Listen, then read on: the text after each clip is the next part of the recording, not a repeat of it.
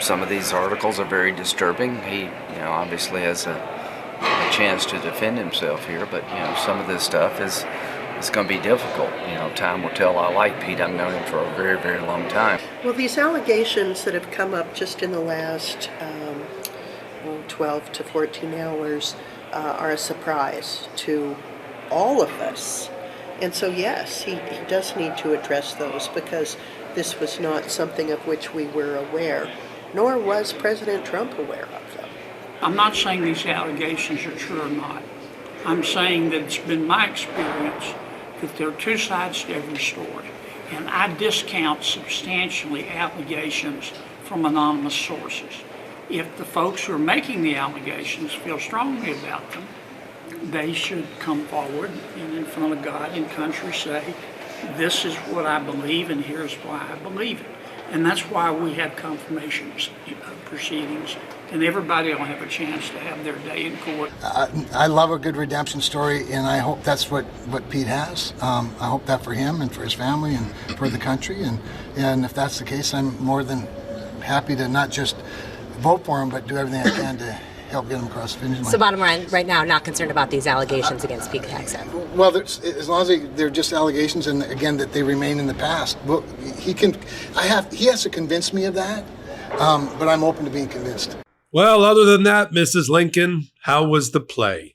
Those were Republican senators recently polled about their lack of support for Pete Hegseth for the Department of Defense. And in an awkward moment, one of the people that holds the key to whether he could even get through the Senate confirmation process for Secretary of Defense is Senator Joni Ernst, who's on the short list to replace him, given her long career in the Iowa National Guard, where she rose to the rank of lieutenant colonel. She'll replace him. If it's not her, maybe it's Ron DeSantis, but it's all coming to a head because Donald Trump's going to be interviewed by Kristen Welker on Sunday, and I think this all gets sorted out beforehand. I'm Michael Popok, sorting it all out beforehand on Legal AF, the YouTube channel. Hit the blue subscribe button. Let's get to the intersection of law, politics, and the Pentagon. I can't believe I'm still talking about Pete Hegseth. How is he still around? How hasn't he, taken himself out of the running, fired himself, and or Donald Trump fired him? Now let's hold a red letter date out there. Sunday, Donald Trump is going to be doing Meet the Press or an interview with Kristen Welker on corporate media. I don't think he's going to want the Hegseth thing hanging around. So I look for the next 48 hours to be pretty critical to Hegseth. Now, he's running around on Capitol Hill, despite what you just heard, trying to get votes. I don't really see a lot of J.D. Vance trying to help him get the votes. And he's supposed to be the senator that's helping him make his way through Capitol Hill. And he's going on Fox News. He got pushed out on a Fox News by Donald Trump, interviewed by Megyn Kelly and everything. Megyn Kelly's interesting.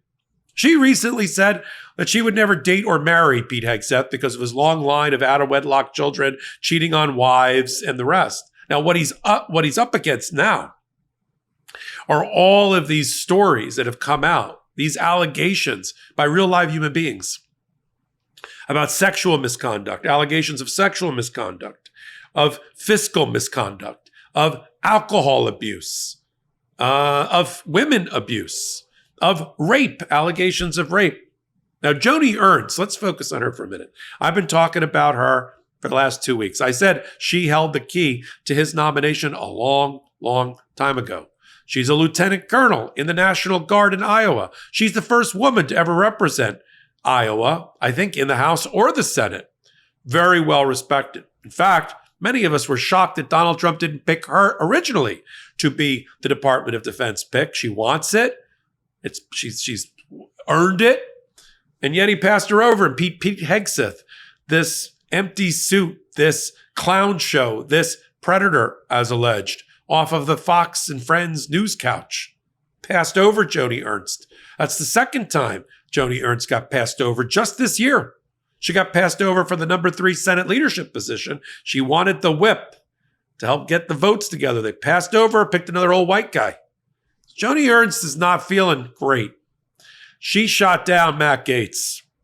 She She has a particular sensitivity and empathy for victims of rape and sexual assault and domestic violence, because she's public about the fact that when she was in college and in a marriage, she was raped and she was sexually abused and physically abused.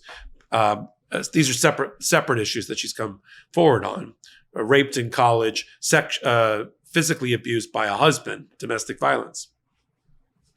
So do you think Matt Gaetz, who's got allegations against him of being a sexual predator and being a sex trafficker, was going to get through as attorney general? No, I said that. I said Cornyn and Ernst were going to shoot down that candidacy. Boom. And within 8 days, Matt Gaetz gone. Now Hegseth's up. Cheated on wife 2 with wife 3. Cheated on wife 2 over wife 1. Out of wedlock children both times. Rape allegation in 2017. In which he entered a non-disclosure agreement and paid that person off.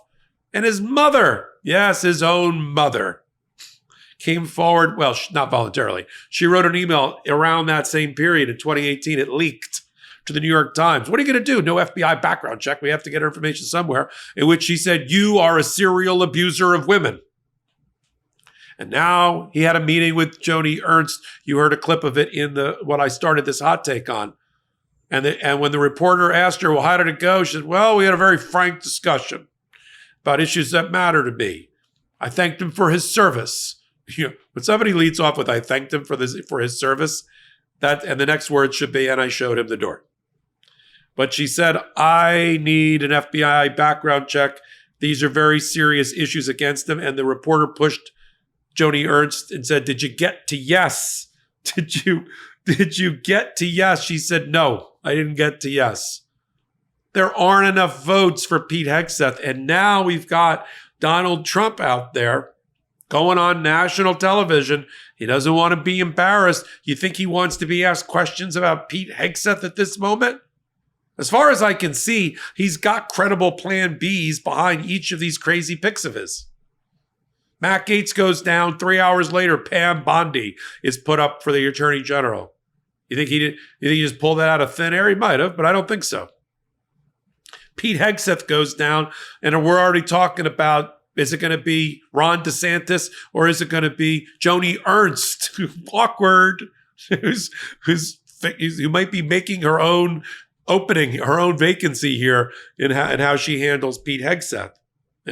I'm sure there's somebody waiting in the wings for Donald Trump when invariably RFK Jr., who, if he gets Health and Human Services, will usher in a new era of measles, smallpox, and polio into America with his crazy, non-scientific-based, vaccine-denying approach to medicine and public health. Yeah. I'm sure there's somebody sitting right behind Tulsi Gabbard for National Intelligence Director when boom, boom, she goes. Now we're back, right? All roads lead back to Joni Ernst. I've been talking about Joni Ernst so much, people might think this is the Joni Ernst show. I've been talking about her for 3 weeks. She's going to pick off the Hegseth. She's not going to allow it to happen. Nobody's going to buck Joni Ernst. When she starts grilling him on the Armed Services Committee, which is the first committee that has to evaluate the Pentagon pick, oh my God, I would pay good money to get into that room. It's not going to get that far. I mean, I may come back on Monday and tell you, oh, somehow it survived the Sunday interview with Donald Trump. I'm just telling you, that is a red letter. And he's busy. Hegseth's busy. Fox News tweeting out, I saw him put up a social media post a couple days ago where he said, isn't it time that somebody in the Pentagon or runs the Pentagon has held a rifle, been a foot soldier, bled for this country? Yeah, it's also time that we don't have somebody that's in charge of the Pentagon that's been accused of fiscal mismanagement, alcoholism, sexual abuse, and rape. Yeah, I'm funny that way. That's what I want.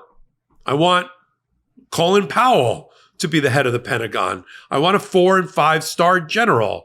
I want at least maybe a defense contractor, somebody who's gone to war, but that doesn't have behind him a trail of sexual abuse, attacks, and rape on his resume. How about that?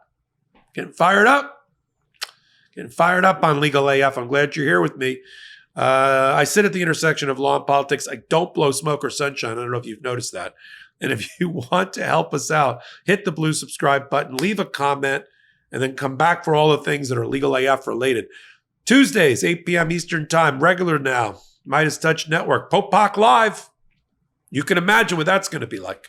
Popok Live every Tuesday, Legal AF, 8 p.m. Michael Popok Live every Tuesday at 8 p.m.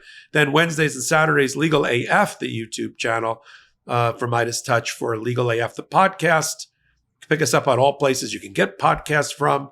And then right here on Legal AF, the YouTube channel, take a minute, hit the free subscribe button. So until my next reporting on anything related to Legal AF, I'm Michael Popok. In collaboration with the Midas Touch Network, we just launched the Legal AF YouTube channel. Help us build this pro-democracy channel where I'll be curating the top stories, the intersection of law and politics. Go to YouTube now and free subscribe at Legal AF MTN. That's at Legal AF MTN.